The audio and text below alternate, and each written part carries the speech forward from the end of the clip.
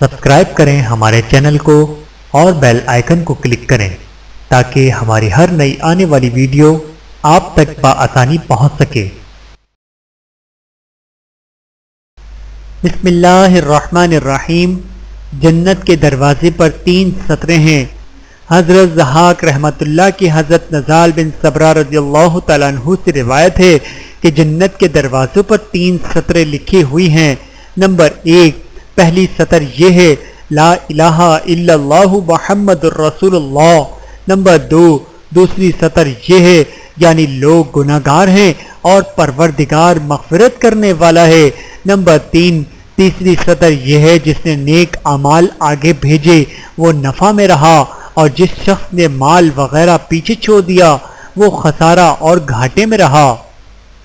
5 چیزیں روکنے والے سے 5 چیزیں روک لی جاتی ہیں۔ کہا جاتا ہے کہ جو شخص 5 چیزیں روکتا ہے خداوند تعالیٰ اس سے 5 چیزیں روک لیتے ہیں۔ وہ چیزیں مندرجہ ذیل ہیں۔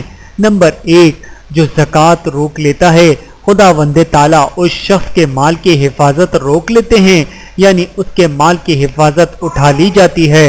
نمبر 2، جو شخص نماز میں سستی کرتا ہے تو خداوند تعالیٰ موت کے وقت اس کو کلمہ لا الہ الا اللہ کی توفیق نہیں فرماتے۔ نمبر 3، جو شخص صدقہ نہیں دیتا خداوند تعالیٰ اس شخص سے عافیت اٹھا لیتے ہیں۔ نمبر 4، جو شخص عشرہ ادا نہیں کرتا ادا نہیں کرتا تو خداوند تعالیٰ اس کی زمین کی خیر و برکت اٹھا لیتے ہیں۔ نمبر 5، جو شخص دعا روک لیتا ہے خداوند تعالیٰ اس کی قبولیت روک لیتے ہیں۔ عبداللہ بن مسعود رضی اللہ تعالیٰ عنہ فرماتے ہیں کہ ایک شخص اپنی تندرستی کی حالت میں یا اپنی ضرورت کے باوجود راہ خدا میں 1 درہم خرچ کرتا ہے تو وہ درہم ان 100 درہموں سے زیادہ افضل ہے کہ جن کی موت کے وقت وہ شخص وصیت کرتا ہے۔ بحوالہ تنبیہ الغافلین۔ ویڈیو دیکھنے کا بہت شکریہ۔